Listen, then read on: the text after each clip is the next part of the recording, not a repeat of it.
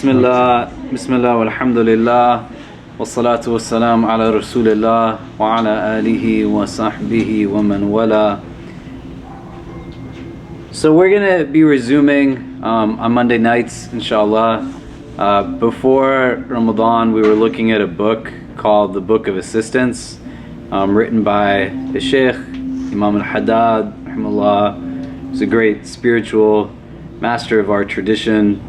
And the text is on spirituality, but it presents a roadmap to the reader in easily digestible chapters to help them reach a state of spiritual ascension.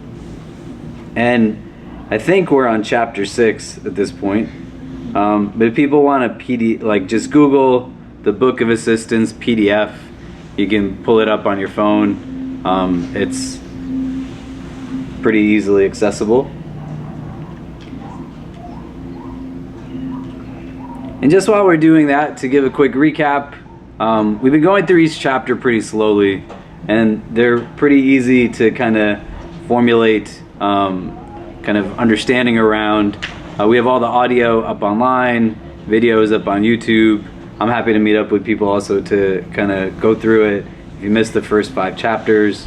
But essentially, what we're looking at is the mechanism in our tradition that helps us to draw meaning from things, right? If we were to give a definition to spirituality, or why don't we do this just so we can get people talking to each other. In the halaqa, we kind of discuss a lot just so it kind of becomes more concrete.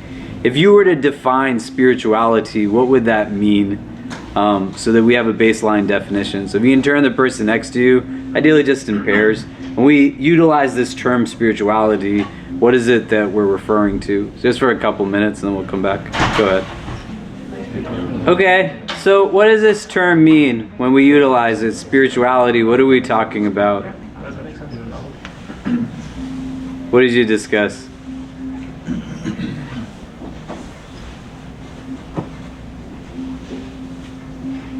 What did you guys talk about?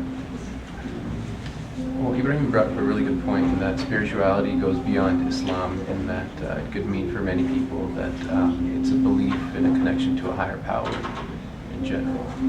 Okay, great. Any other thoughts?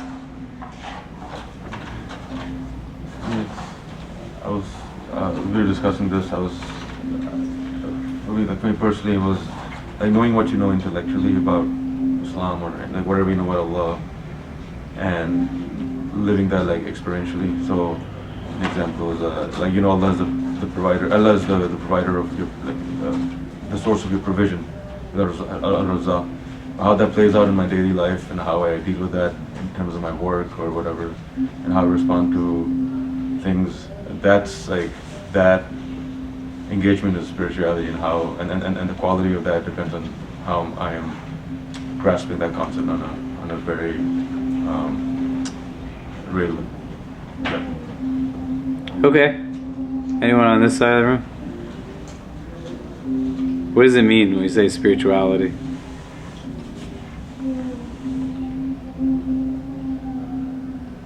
Yeah. A relationship rooted in devotion towards the intangible, so it's something that's not maybe physically able to be manifested, but implies more senses to be able to repeat. Great. Yeah. Any senses in particular?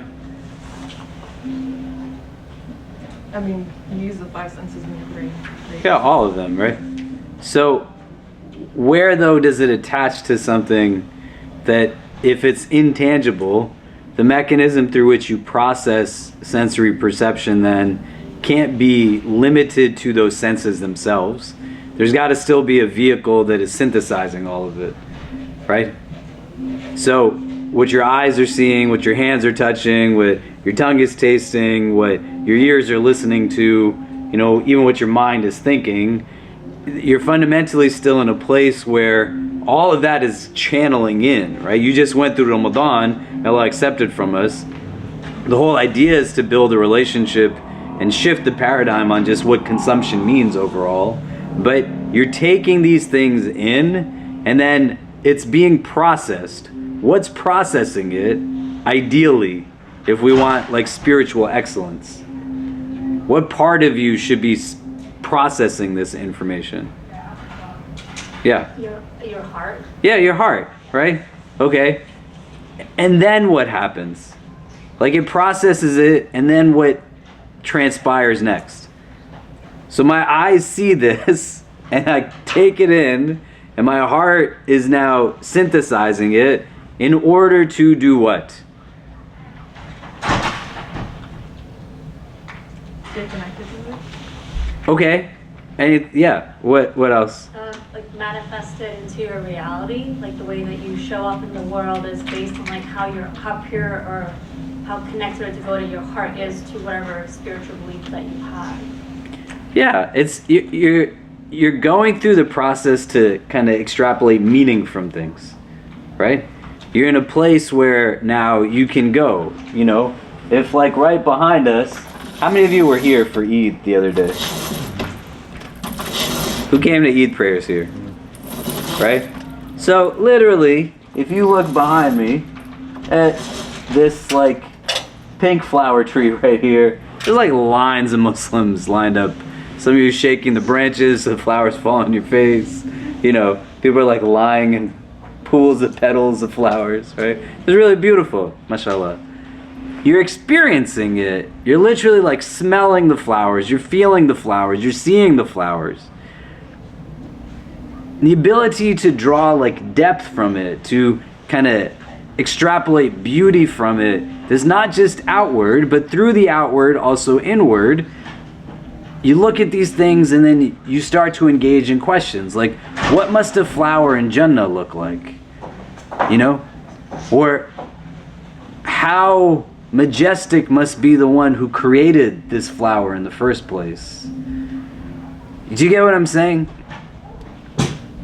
And where and how everything essentially is not just what is most apparent, but it serves as a sign of something deeper.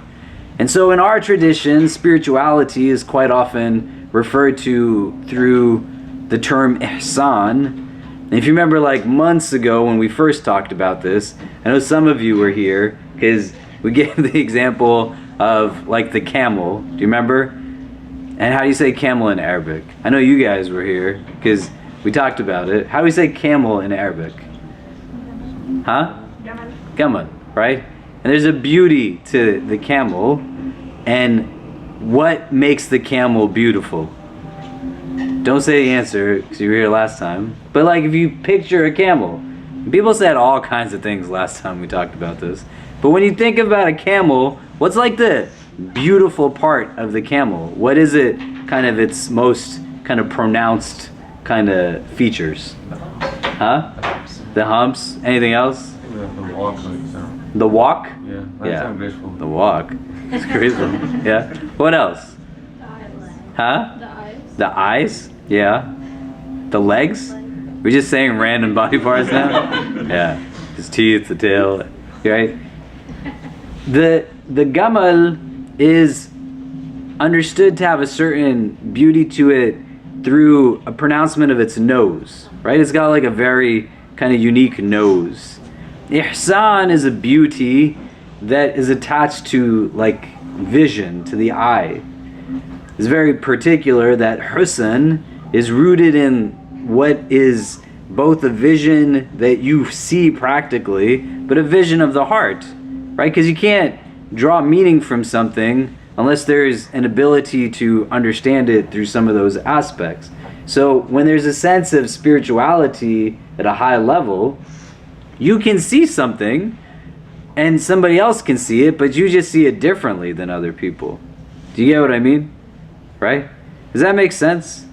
And so have you ever met people who when they see things, they can always point out what the flaws are, what the negatives are, what the lackings are, right? If you have people like this in your life, I'm so sorry if you have them. May Allah grant them the healing that they're in need of and give you the protection that you need so that you don't then take their hurt and pass that hurt on to others. But there's some people who have an uncanny ability that whatever they see, they're able to first identify what they perceive are the deficiencies, the inadequacies, the negatives. This is why you're always doing this wrong, and this is why you're always doing that wrong. You contrast this to the Prophet ﷺ, And he's always able to see what's inherently good within people. He can always highlight what is amazing within someone, empower them through their beauty, their light. What enables him to do this is his own husn, right? It's ihsan. He sees what other people see, but he sees it differently. Do you get what I mean? This is what we're talking about when we talk about spirituality. Islam doesn't divorce ritual, practice, theology, ethics, and spirituality from one another. They synergize. They're all seen under the umbrella of religion. And in particular, spirituality is about being able to draw meaning from one's environment, to be able to take things in and to see what they are in very much kind of deeper ways than rather than what's most simplistic and what's most reductive. You get what I mean? So like, I don't want to see people and only identify them in a way where I put them in a box, right? People who lack depth of perspective, they tend to be racist, they tend to be arrogant, they tend to be foolishly proud. Do you get what I mean? They just make assessments based off of what is in front of them and not really see it for what it actually is fully, right? And there's a lot of different examples that we can give in relation to this. The story I like to share is more anecdotal, where I went for Hajj in 2019, and if you went for Hajj in 2019, it rained everywhere on Hajj in 2019. It was the last Hajj we took as a community before COVID, and then after the Saudi government changed the process for Hajj and nationalized the process for Hajj. But in 2019, it rained in Mina, it rained in Mecca, it rained in Medina, and it even rained in Arafah, right? The day that the Prophet ﷺ says, Al-Hajju Arafah, that Hajj is Arafah. That the standing of Arafah is a necessary component across any legal, any theological understanding of Islam, that you have to stand in Arafah. Even when we're not in Arafah, we're recommended to fast on Arafah. There's blessings on Arafah. It's a very auspicious day. And so we were standing in Arafah, commotion, millions of people, all in ihram, and suddenly the rain started to fall. And you heard this deafening silence go across the plain of Arafah as everybody changed their direction towards the Kaaba, all raised their hands, because nobody wanted to miss out on this opportunity of just barakah. And it felt like with every raindrop that hit the roof of every tent, Allah was affirming another dua, and another dua, and another dua. And when all of it was done, we were getting ready to move on in our Hajj journey. There's a young man in our group. He said, I'm going to go refresh in my wudu. And I said, I'll go with you.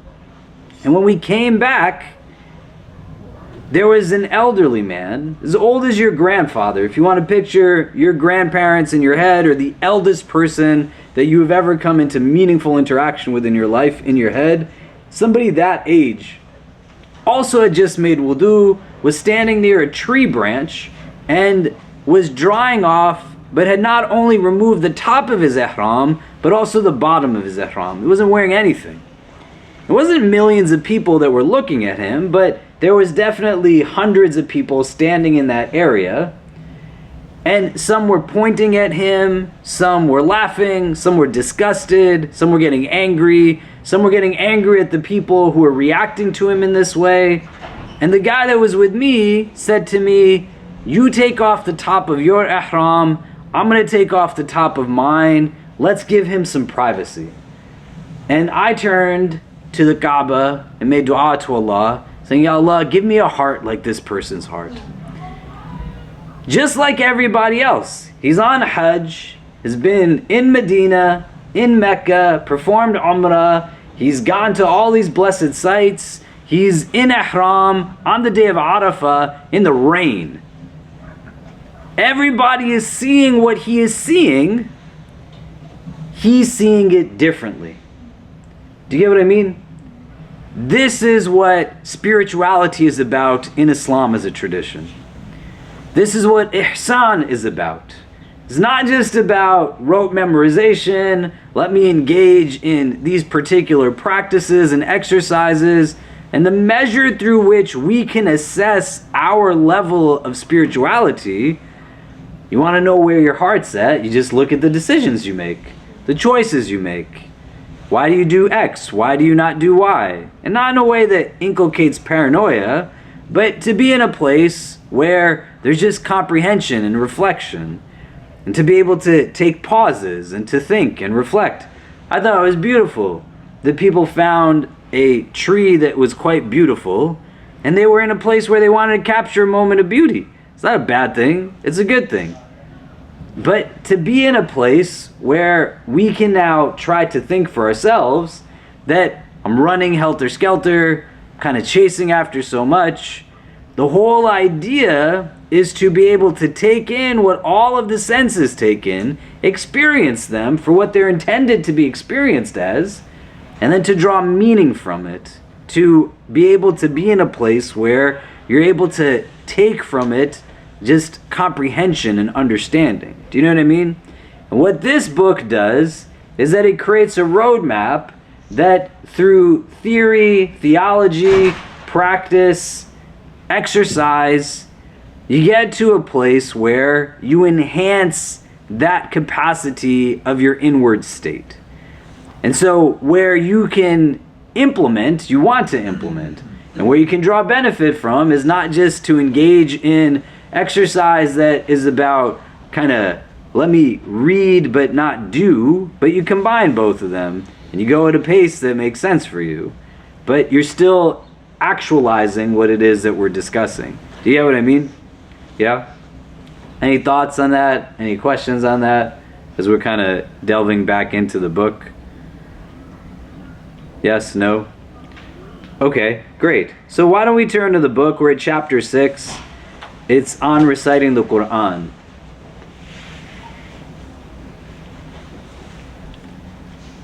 Does everybody have it in front of them? Okay. Can somebody read just from the beginning? You must have a wird of recitation.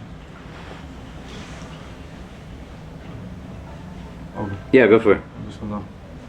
On reciting the Quran, you must have a wird of recitation of the mighty book to be read every day. The least you should do is read one juz, 1/30 of the Quran, so that you complete it once a month, and the most is to complete it every 3 days.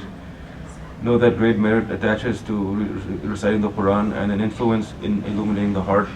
The Messenger of God, may peace and blessings be upon him, has said, the best of my nation's devotions is the recitation of the Quran.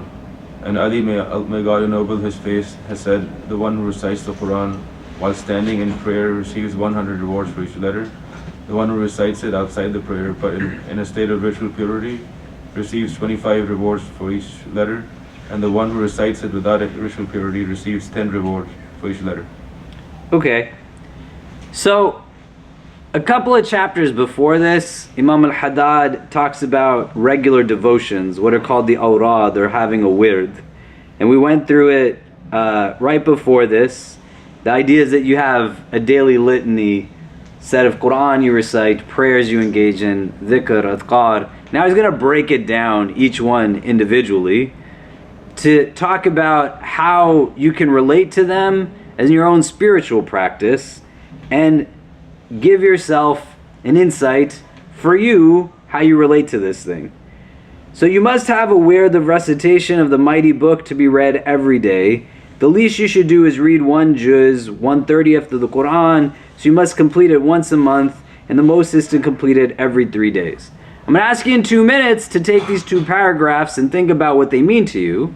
But before you do that, what you want to know is that there is no specified amount that you are obligated to read of the Quran on a regular basis.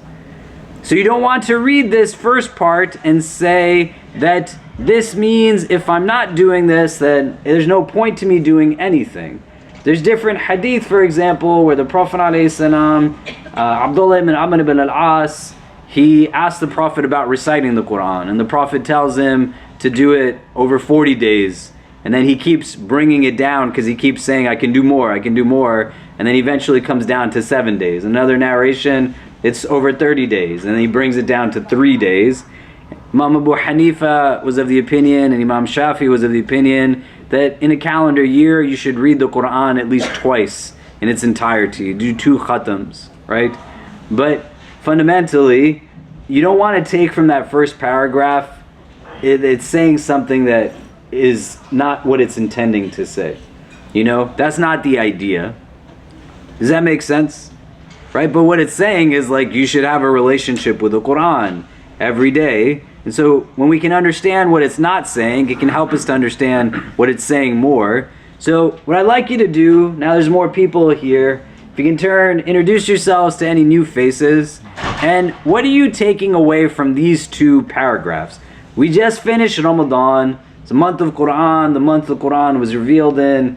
It's very amazing that in our first Monday night halaqa back, we're now talking about the specifics of having Quran recitation in a regular set of awrad that we have.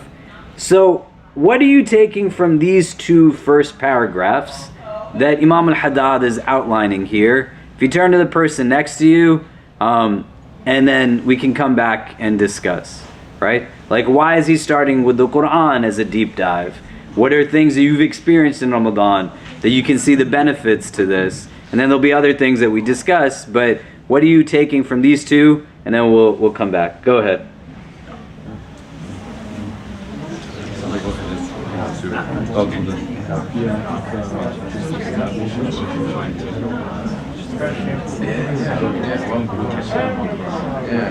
So these are the first 2 paragraphs here. What do you understand?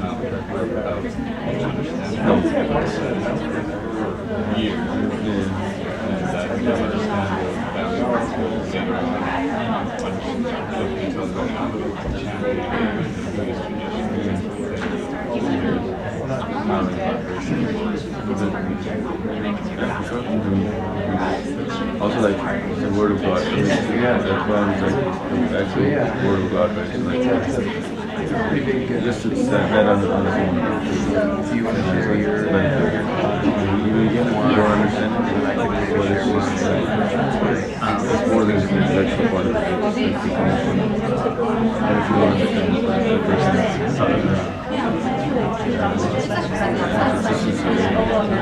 there's a whole thing, but if you do one page,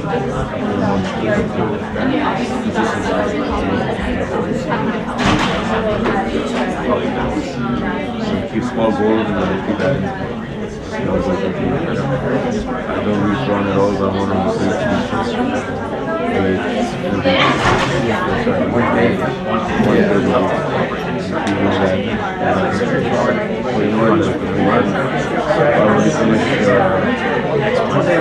one goes in 1 year, and then the next year, and then 5 years, something like that. That's different. It's always how I interpret it.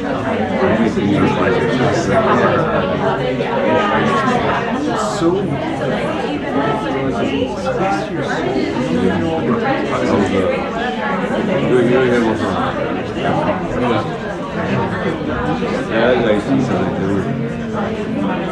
There's the Quran.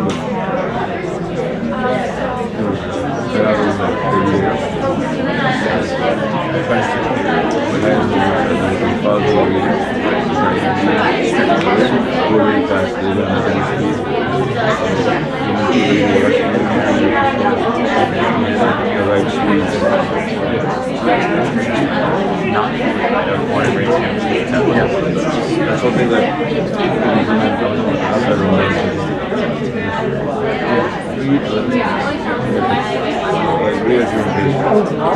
so my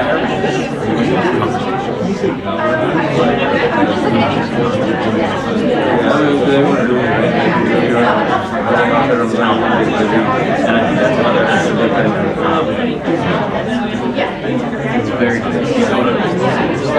don't understand your perspective. And even then,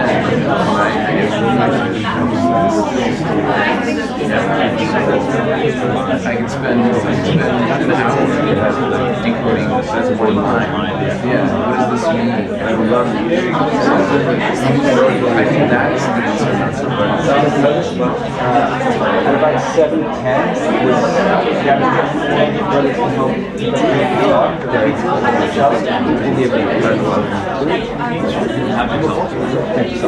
were you?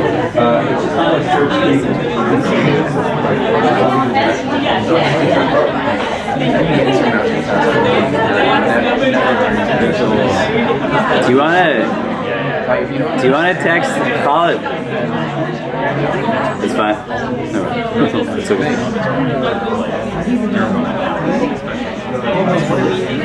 I do have a schedule.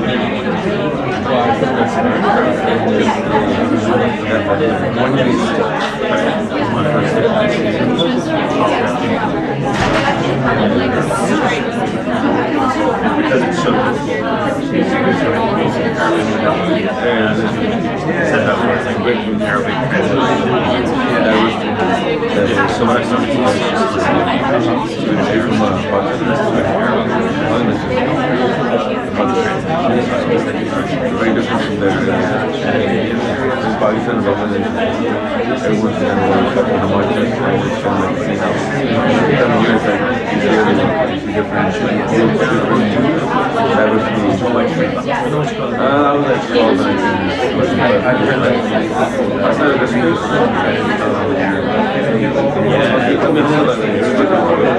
but that's just about diversity.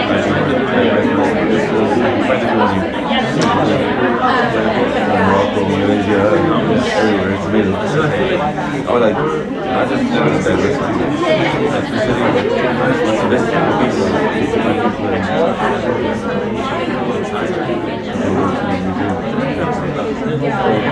Okay, so what are some of the things that are coming up for people?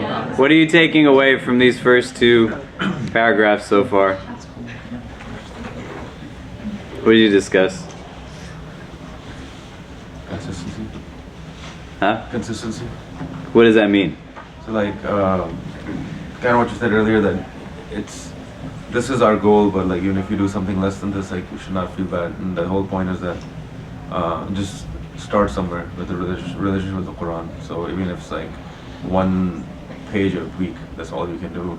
Do one page a week, but at least because it goes by the hadith, right? That the best of actions, or the most beloved of actions to Allah, are the ones that are most consistent. So if you start your consistency with the actual word of God, then how beloved would that be to Allah? So like just like starting, starts with something realistic and just build on that. Okay, great. What else? Yeah. So I guess we talked about how we're not native Arabic speakers, so we don't really like understand it in and of itself. But a lot of times our culture is sort of emphasize on why even just reading the Arabic without understanding is important. But then at the same time, you're not really engaging with the content, and then it doesn't really like impact you as much. So like if it's for instance, for me, it works better for me to like read the translation. And then even when I read the translation, it's like, you need someone to sort of guide you through what it means, because there's so much like historical context and everything. And like any piece of literature that like one looks at, like, there's so many references. The Quran is obviously like, it's even more complex, perhaps. So like, I guess it's not as simple as just reading it. It's like, how do you engage with it, and how do you like? And there's always like, at least I mean I'm pretty sure that's the standard case. Like but what about like the complicated surahs?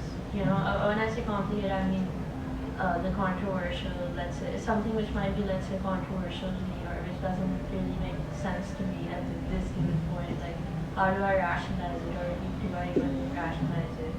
So I feel like there's a lot of like layers to in which one, like I guess I'm confused. We talked about our confusion and how to sort of like interact with the verses, and I guess that's where your role comes in. Me? Oh, about that. Yeah. Okay, but why? Like, why would one do that? Why do you want to understand it? Like, why would one motivate themselves to engage, even if it's in kind of secondary translations, tertiary, like languages. Like why? Why would one do that? To keep the connection. Because same as her, like I like to read it in English because I don't understand the Arabic as much, but So let me reframe it. Why would you read the Quran to begin with? Yeah. Just like she said, that to keep the connection with Allah. That's the connection that we have. That's what we have in our hands. Why? This is the line. Because that's where we get, help us to get through life, to help, it's just to be good with everything. Okay. To be good with everything, right? You were going to say something? A book of guidance and it can help us maneuver through our lives and how to live. And if we draw it back to the same idea, and that's a good thing, right? It's not a bad thing, is it? Does anybody think that's a bad thing? But it's an important question to answer, right?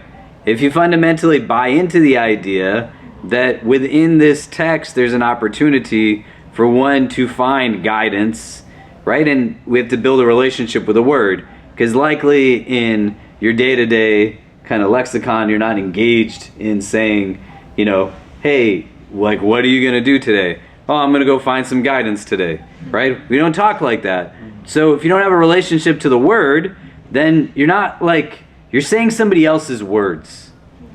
And then you can tell me that you think there's benefit in it, right? This is what is remarkable, and what Imam Al-Haddad is saying here is also rooted in an understanding of what he is not saying, and what the Prophet consistently says, alayhi salam, about Quran and recitation of Quran and reflection on Quran. If you read this second chapter, know that great merit attaches to reciting the Quran and an influence in illuminating the heart.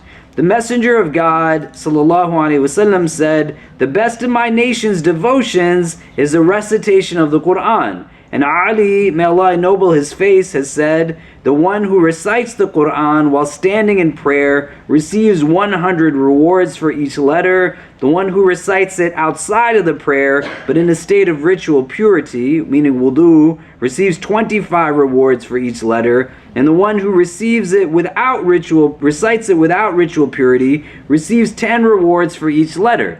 It's not a transactional relationship with Allah, right? Like when I used to teach at a Quran school when I was younger, my students were all really young kids. Some were as young as 4. The oldest were like 11 and 12. They constantly engaged in this mode of engagement with Quran and Hadith. They'd say, how many hasanas do I get for this? How many hasanas do I get for that? How many hasanas do I get for that? That's fine. I'm not knocking that mode of engagement.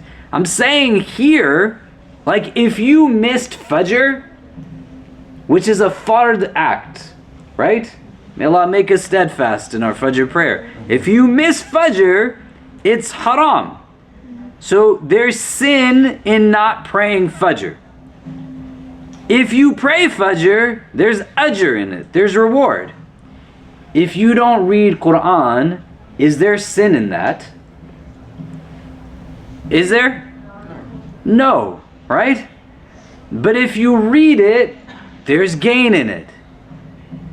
So the only thing you're choosing is whether you want to benefit or to not benefit. But you're not actively choosing, in the absence of doing, to then have detriment. So all of these hadith that talk about the recitation of the Quran and the reading of the Quran and the reflection of the Quran, they talk about the ajr, the rewards, the gains. Show me a hadith that says if you don't read it, then that's a grounds for punishment, that's haram. Do you get what I mean? So you got to take it to its logical conclusion that says, what's the point of this recitation? What's the point of its reading? What's the point of the engagement, the interaction of it? All of these hadith are saying, even if you sat and read this thing outside of prayer when you don't have wudu, there's still benefit in it. Do you get what I mean? And you have to then determine whether you actually think that benefit is something that you believe in or not. how would you know that you buy into the idea that there's benefit in the reading of this thing?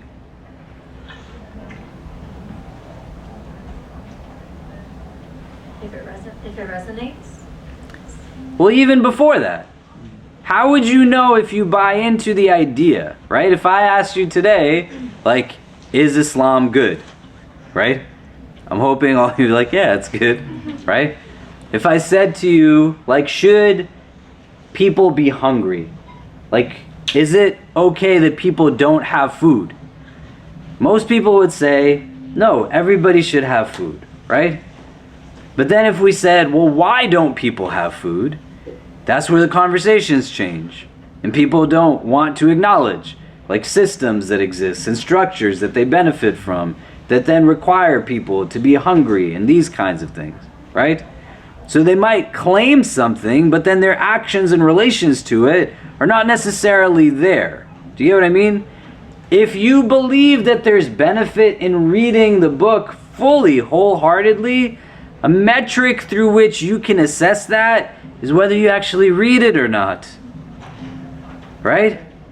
And not in a way where you throw your back against the wall in a state of, you don't know why I do this or that. I'm not saying that. This is why the notion can't be that it's just a marathon, right?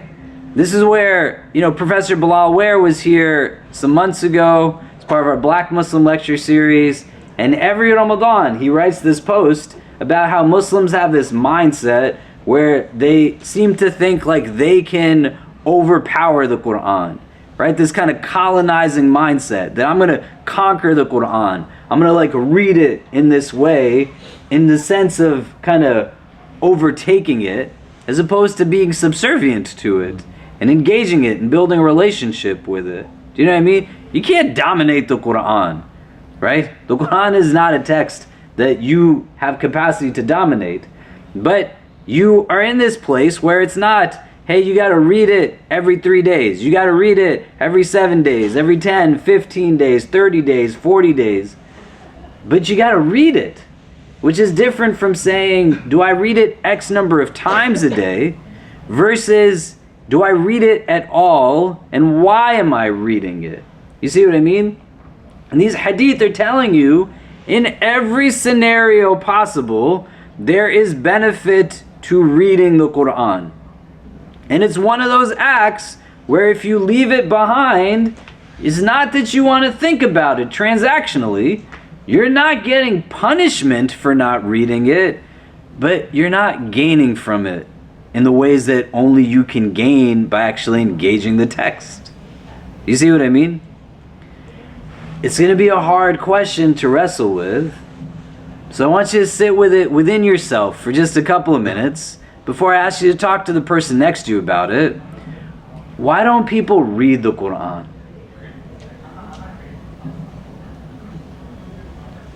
Just sit within yourself and think about it for yourself, right? And I'm not saying I don't know the Arabic, right? I don't know this or that.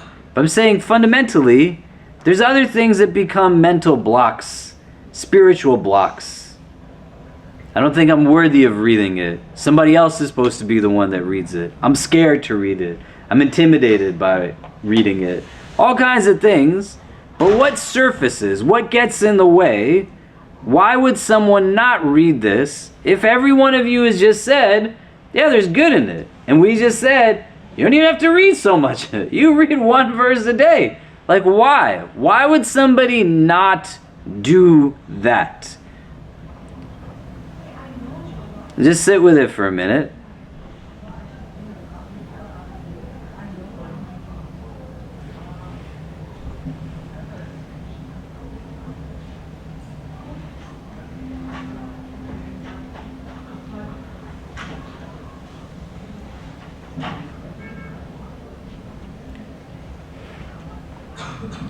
Now, if you can talk to the persons next to you, like why? Why would someone maybe not read the Quran? There's not a right or a wrong answer here. Where you're comfortable being vulnerable, that's fine. But also just conjecture. Like what might get in the way for someone? Go ahead. Okay, so what are some of the things that are coming up for people? Why is it difficult Why do some people not do it? Why do I not do it? Like, what gets in the way? Yeah.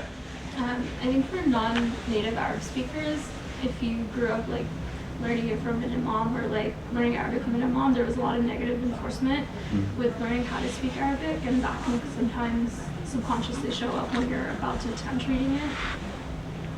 I don't want to push you to say something you don't want to, so feel free not to, but can you give an example of what that might be like? What's like negative reinforcement? Just knowing that I'm not a native speaker and I'm not my pronunciation isn't the right way, and also being like a child of the diaspora, like a third culture kid, that plays into my native languages in addition, so I think that just translated over to Arabic as well. Great. Anything else? What else did we talk about? Everyone was talking, so what did you discuss? Yeah. We talked about how everyone has like a list of parties and things to do, so they start with the mandatory things, so salah, fasting, and then they're like, okay, well, I have to finish this assignment, I have to do this, I have to do this, and then they have the secondary things that are like you said, there's no concept for not reading, so everyone's just striving to be like good enough, so they don't want to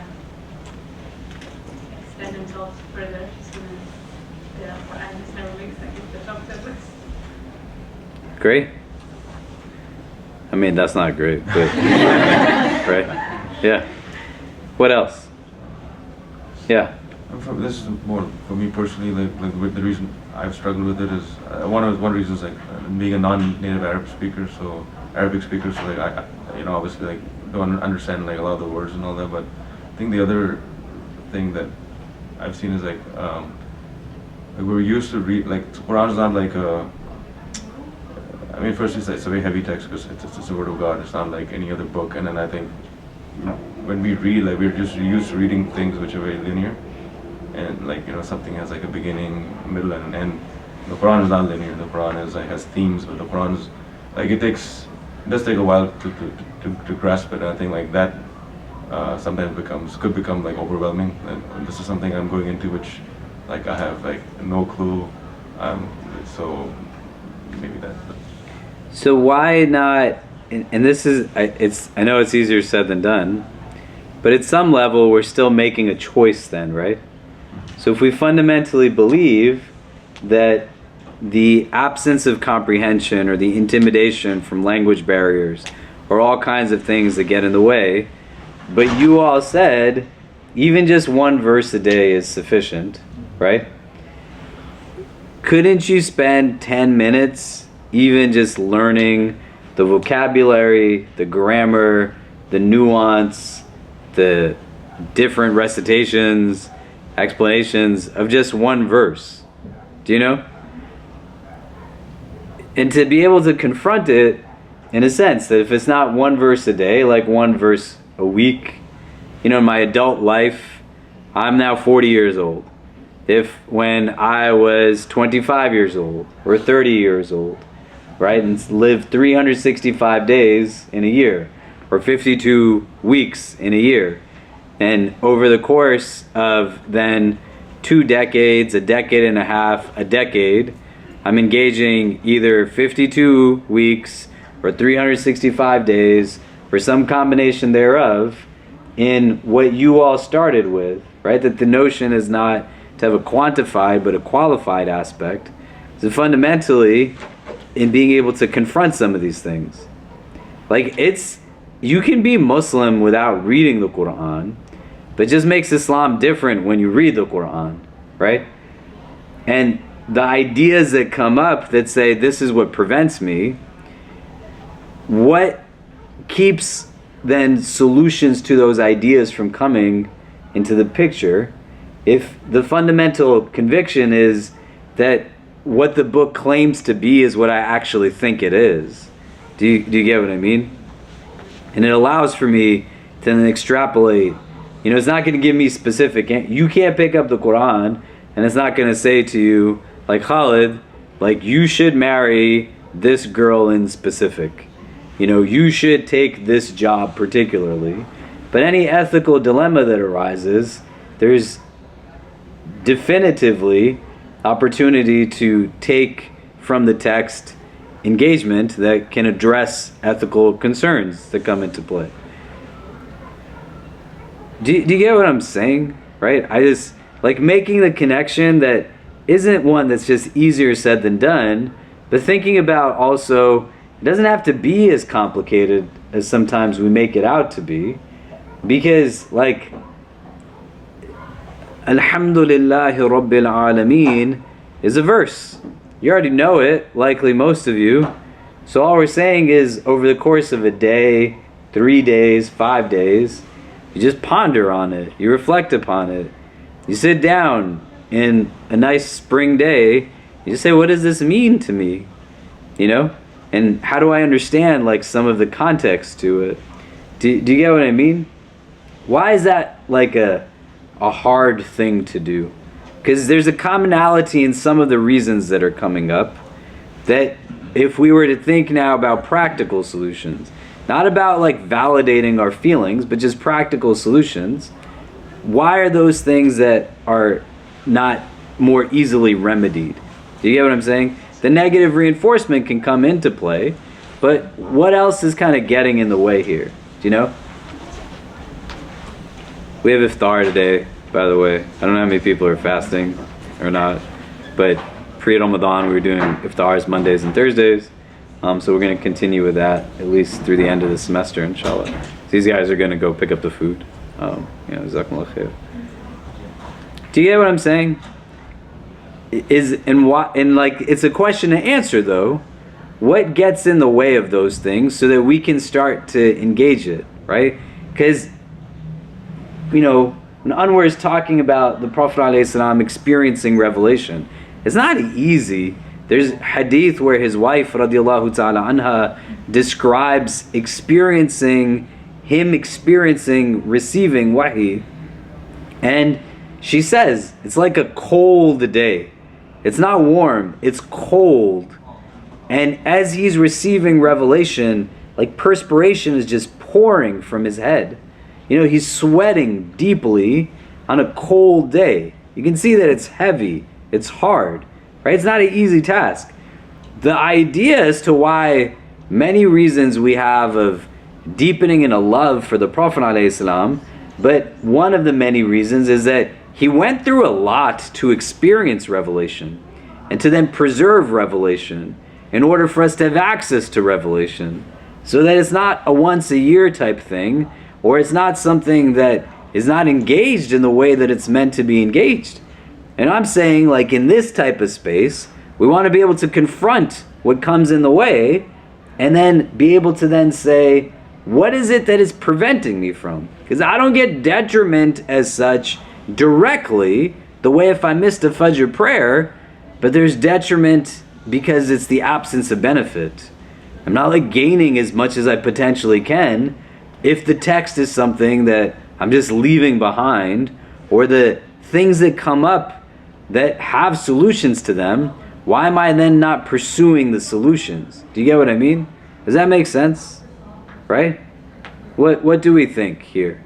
You can't have this conversation and also be engaged in self-deprecation.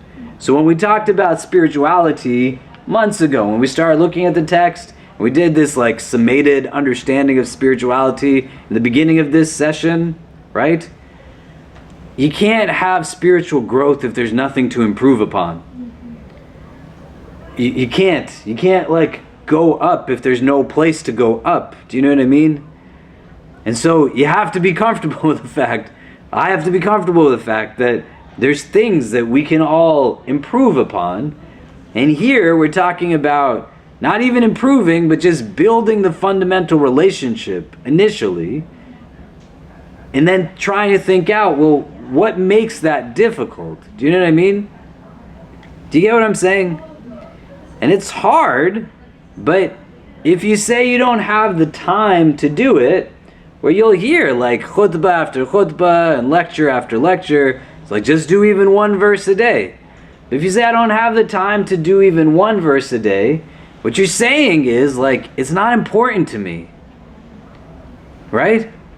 But when you say this text is not important to you, what are you fundamentally saying about how you understand yourself and how you yourself are important to you or not? Do you know what I mean? Does it make sense? What do you think? What else gets in the way? Yeah. So there are parts of the Quran that when I read, I find great like peace in them and healing in them. And then there are other parts that cause just as much kind of anxiety within me. And those are the parts that I think that are more kind of legalistic and talking about like this is the consequence for this, or a woman should be stoned for this, or a man should be lashed for that, and those types of things I find when I read them, I have to kind of put it down, and it takes me days of really thinking through like what did this translation mean, and what did Allah subhanahu wa ta'ala mean by this, and like how does this fit into my understanding of the world and like morality. And so those things, like it almost creates an aversion for me where like I can't go back to it until I've reconciled it within myself. And the parts that bring me peace, I almost also feel like I can't fully absorb those in those moments, because I feel like I'm kind of cherry picking of like this sits okay with me, this doesn't make sense to me. So I think like the lack of comprehension, the lack of like knowing which translations I trust or what, sometimes like the roots of words and like getting down to that level, it's such a powerful form of knowledge that I don't have, and without that I'm almost like, am I even like intelligent enough to really know what this is talking about? And I get scared that if I misunderstand it, it's going to push me away, so maybe I shouldn't even touch it. And so I think that's what happens with me sometimes. But is it like you just spent a month, many of you, right? And I appreciate you saying that because it's important, right? We want to put things out there so we can name them, that we can understand them, because likely a lot of us feel this. Do you know what I mean? The experience for many of us was individual but also communal, of hearing the Quran being recited in Ramadan. Right, people praying Taraweeh all together, like in a space of engagement, even if it's on the last night, or when we're praying in the park. Did you guys come to help get the pizza? Yeah. They left already. Okay. Did you tell them you were coming? Yeah. Oh, he took 4 guys and went. Yeah, but yeah. But if you want to wait, eat. Yeah. Yeah. Yeah, they can help. If you want to help, just set up this stuff. As he's saying. Yeah. So, you know, there's. What I'm saying is, when the block comes, how do we then confront the block, right? Like, if I don't know what it means, does it mean that no one knows what it means? And this is really hard for a lot of people. The number of people I sat with over the course of the last year who are from all different backgrounds, but they get to a point where they're like, I just need to know now what this really is about. Because somebody else has told me that this is what religion is supposed to be, and I can't fundamentally wrap my head around it. When we have conflict of any kind, there's different ways that we can assess our responses to conflict, right? You can engage if you have like power in your favor and just imbalance, so everything goes in resolution towards you and not towards the other person. You can be in a place where there's more compromise between you and the other in conflict. You can also be in a place where you just avoid it. You just pretend like it's not there. Do you know what I mean? But getting to a place which says, hey, if this isn't working, it doesn't mean that nothing can work. A principle of understanding the Quran and drawing meaning from Quran, one of the things is like doing tafsir of Quran through Quran, right? So you know what the Quran means through the Quran itself.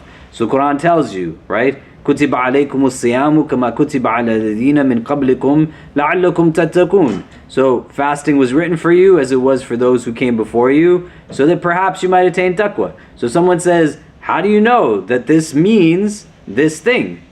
Well, it's telling you, right? The verse is telling you like what the point of fasting is. لَعَلَّكُمْ تَتَّقُونَ. So you understand the Quran through the Quran, right?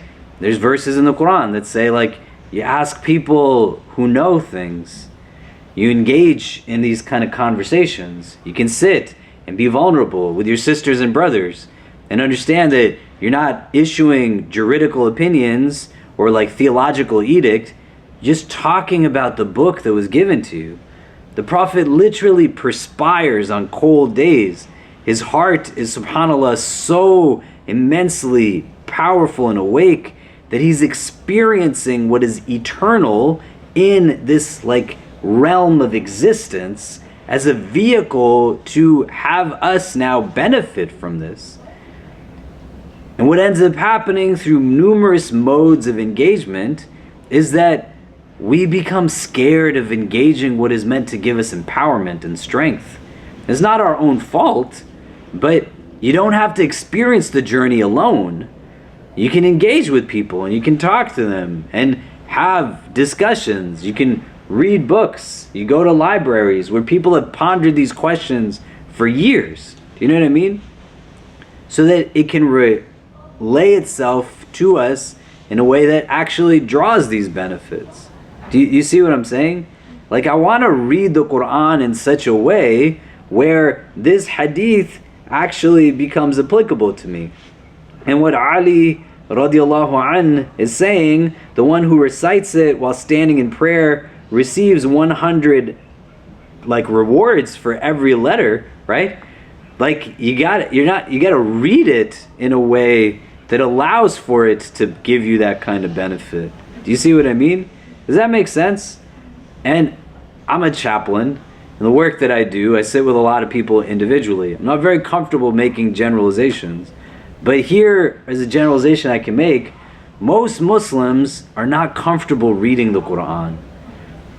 And that then becomes like a point of disconnect from what essentially is this book that's very conscious of itself.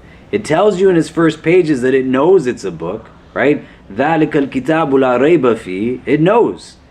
And then it tells you it's shifa, it's healing. Not just a physical, but also physical, as well as healing of any kind of ailment you have. Emotional, spiritual, mental.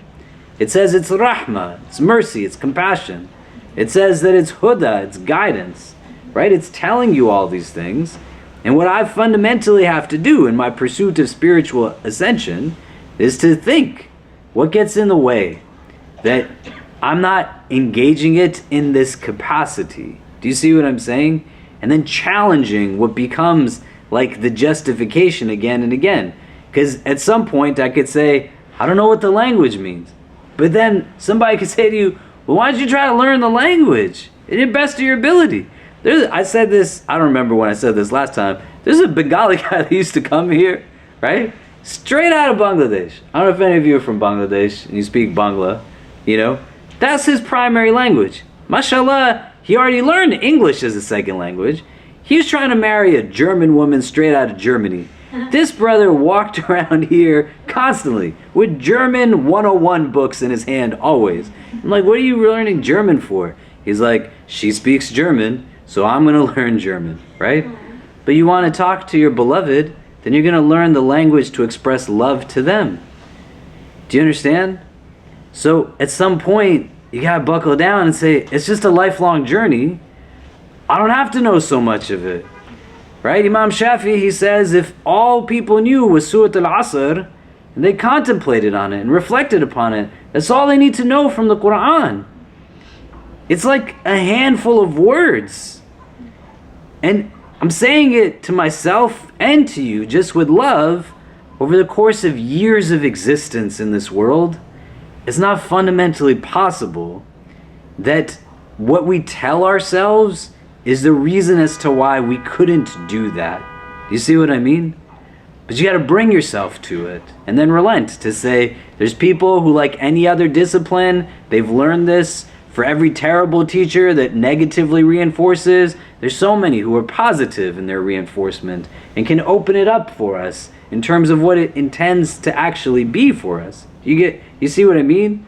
But you got to like buy into it in terms of what it actually offers in the beginning, right? And this is what people do very consciously sometimes, but also unconsciously in Ramadan. They're going through the pages, they're reading it, they're engaging it. It's just nafsani thoughts now, not shaitani thoughts. It's just you and your lower self. And when the doors of Ramadan open and you can take yourself on in a different way, in comparison to now when certain things change and Shawwal enters, you now have to exist in a realm where the nafs is not just what you're taking on, but waswasa is there. You see what I mean? Do you get what I'm saying? What do we think?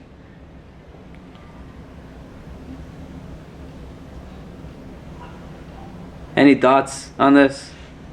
Maybe we can turn to the person next to you. What are we taking away from it so far? Like, what is it bringing up for us? Go ahead.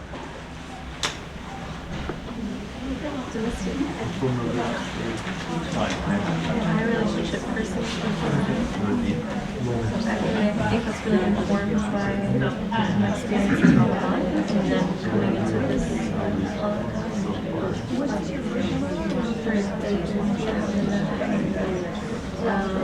and this is, I mean, it's interesting because I've never been here, right? And for me, this is like the Ramadan that really felt like, oh, I finally understood, right, when he talked to me, so much more than what other people fasting, and I'm fasting to know, okay, like, wait, so what I kind of realized my first Ramadan was about praying for testing. So when I wasn't praying for testing, so my first Ramadan was like, pray for testing every single day, and then after that became a habit. And then my second Ramadan, I started to focus on the left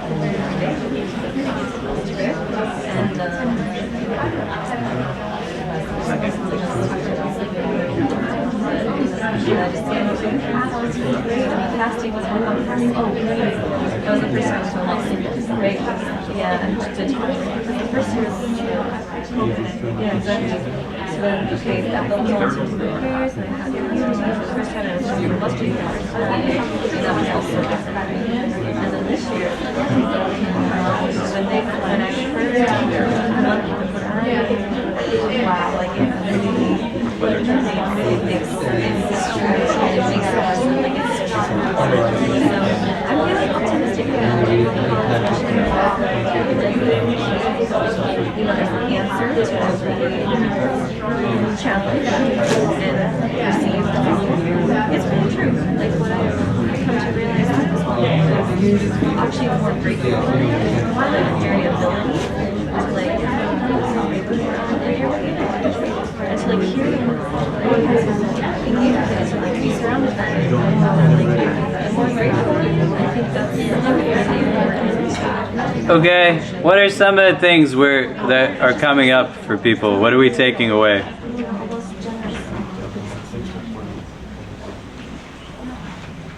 What are we discussing? Yeah. It's the root of our inability to engage with Islam and is rooted in either negative reinforcement or just the way we were conditioned to be used to it. It's our responsibility to be able to work through to either become cognizant of what it is that is preventing you from reading it, and doing the work of trying to undo that, whether that was on your own terms or someone else doing that upon you. Yeah, right? Just like we want to unpack. There's so much that people put in our hearts that we didn't welcome into our hearts. But fundamentally, it's now in our heart. I don't want it to have an abode in my heart, right? I don't want to have generational trauma that I keep passing on. I don't want to have negative core beliefs that came from socialization periods where people were telling me more of what was wrong with me than anything that was right with me. You get what I mean? Like when you read these hadith, this isn't a religion that's about like going on a marathon. All of these hadith, they talk literally about the individual letter and there being a reward in the recitation of the individual letter. Why? Why are they telling you in just the recitation of a letter there's an ajr, right?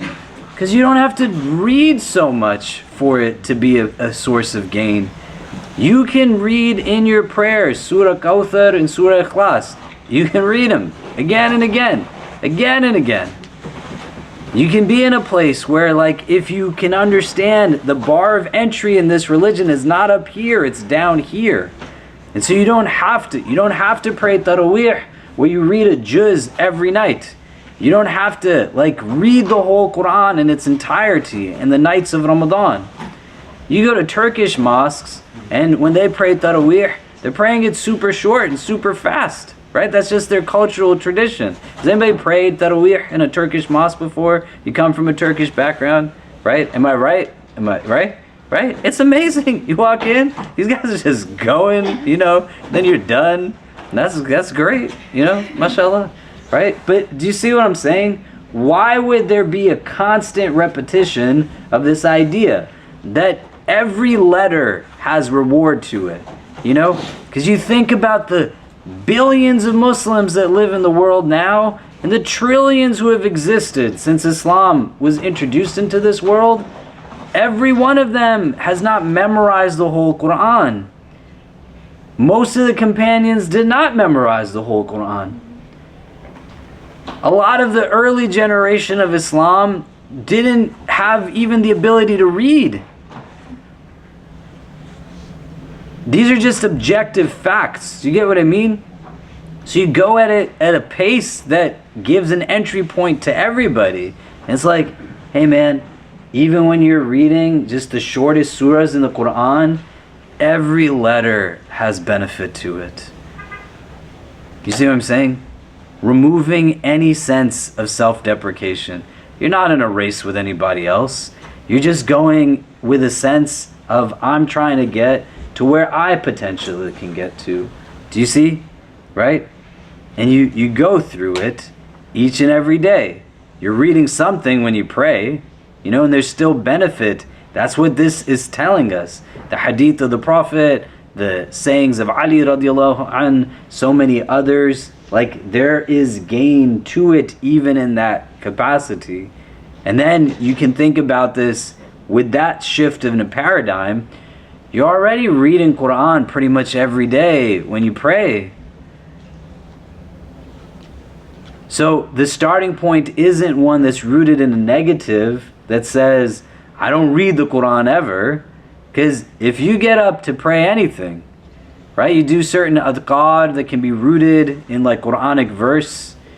You say things that technically are still part of the Quran. You say Bismillah, you say Alhamdulillah. These are found within the Quran. Have the starting point be a space of positivity that you are positively reinforcing yourself. Do you get what I mean? It's not to make it like this kind of grand thing right from the beginning that makes it overwhelming. But there are books of tafsir in every language. There are accessible kind of things set up, all kinds, online, virtual. But the idea is for me to say, there's only benefit through the reading of this. The hadith doesn't even say that if you don't, you are going to get punished or anything like that. But you deprive yourself of the benefit that can only come from the reading of the text. Imam Al-Haddad, he's saying, in the pursuit of your spiritual increase, that you gotta read and engage this book in some capacity every day. Whether you're reading a translation, read the translation. When Ja'far ibn Abi Talib is sent with the Meccans to Abyssinia, and the court of the Najashi is in tears as he reads Surah Maryam to them, right? It's a Christian king, and they're challenged to now say what you're teaching, because the Meccans come, and this is also what you have to understand generationally. Abdullah ibn Amr ibn al-As is asking the Prophet how much Quran he should read. His father, Amr ibn al-As, was one of the people from Mecca who went to Abyssinia to bring them back to Mecca to make their life hard. Right?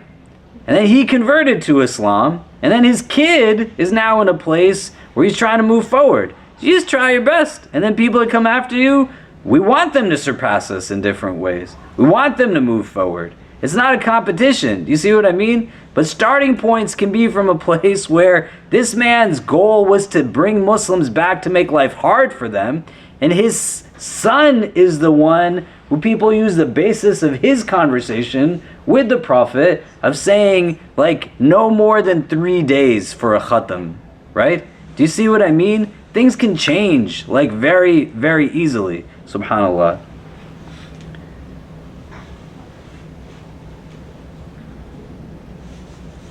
And so when they're talking to the Najashi, you think all of these men in Abyssinia, what is modern day Ethiopia, they understood Arabic?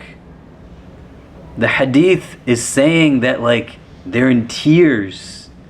Their beards are like wet and soaked with their weeping when they go to the Byzantines, the Romans, the Persians. They're talking to through translations, right? Why would Salman al-Farsi be speaking anything other than Farsi in Persia, right? Why are the Romans speaking in Arabic? They're not. Do you see what I mean? You don't want to give Shaitan an entry point that isn't rooted in what is concretely understood of our tradition. You see what I'm saying? Does that make sense? Right? And just like Urdu is established itself as like an Islamic language, and Farsi has established itself as an Islamic language, and a bunch of other languages have established themselves as languages that are entry points to Islam. English is a language that you can access deep literature on Islam and Islamic concepts. There's no shortage of books available to you. There's no shortage of audio available to you. There's no shortage of video available to you. Do you see what I mean? It's just bringing like structure into it. That's why the chapter before this on awrad starts first with time management, right? Because self-management is time management. It's about just fitting it into your routine and getting to a place where there's now regularity in some of these things. You get what I'm saying? The next chapter on this is a wird that's about just the acquisition of knowledge, right? And you want to think about that preemptively, because he's going to talk to you here about like having as part of your regular wird recitation of the Quran, and then a part of your regular wird is going to be about learning things, right? Just the pursuit of learning. So when you get to places that are challenging, you get to places that are like, I have no idea what this means and what goes into this, you are moved to a place. This is what Musa alayhi salam does when he's told about Khidr, and he's told that Khidr has knowledge other than what Musa alayhi salam has. He doesn't say, I'm good, I'm a messenger of God. He says, show me where Khidr is so I could go learn from him, because he just wants to know more, right? You can't have growth if there's nothing to grow upon. Do you see? So these things go hand in hand. Does that make sense? Right? Just read your Quran, you know?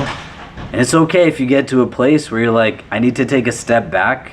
That doesn't mean you're distancing from it. You're just in a place where you're self-aware enough to know that like, I need some time to just kind of regain my composure to engage it. If your prophet was sweating heavily in the cold when he got revelation, there's companions who said his leg was upon their leg when he got revelation, and they felt a heaviness unlike anything. That he's on a camel riding when he gets revelation. The camel can't even walk. It's got to like get down on the ground because of the heaviness. There's going to be times you engage it and it's going to feel heavy, and it's going to engage you in a way that shows you things about yourself, things that might be hard to confront, also things that you're trying to comprehend and figure out what they mean. These are all healthy exercises in getting to a place of deep certitude, which is chapter 1 of the book, is yaqeen, right? Like deep faith, right? Okay, so we'll see everyone next week. Jazakallah khair. Assalamu alaikum wa rahmatullah.